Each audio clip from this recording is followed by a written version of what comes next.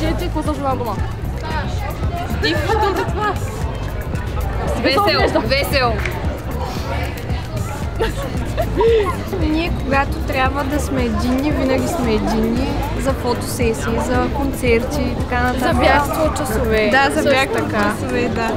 Така че мисля, че сме хубав клас, наистина. Задружни сме в някакви отношения.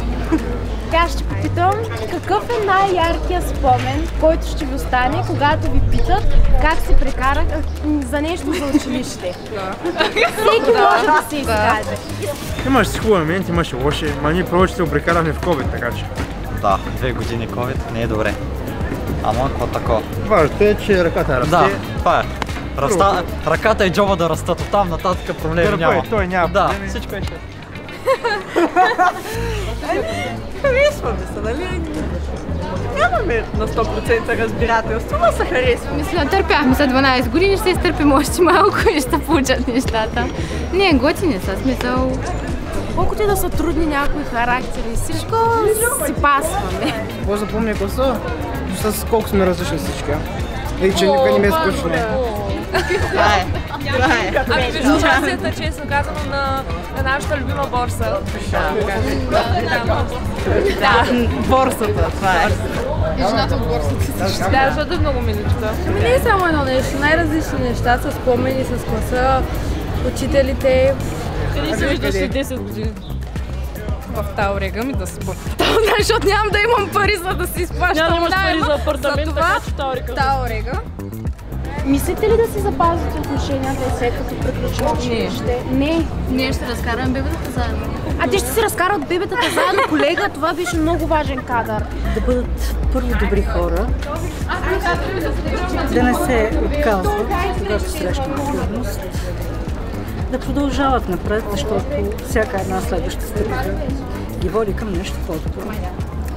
И да вярват в себе си. Това е най-важно.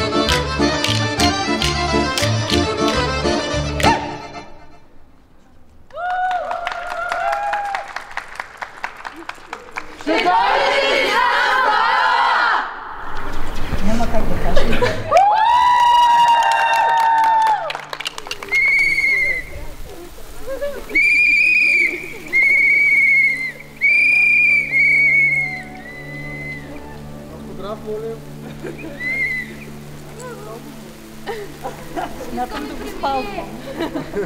Моля да простете за всичко.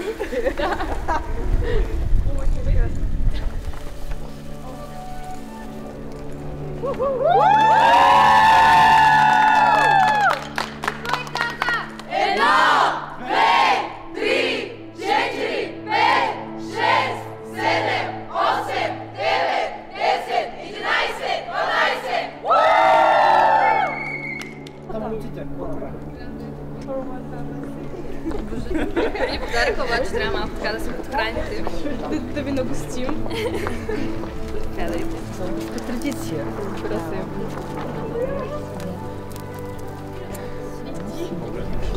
Госпожа, освен тази прекрасна хореография и за щастие вашето съгласие, сме подготвили още един подарък за вас. Заповядайте.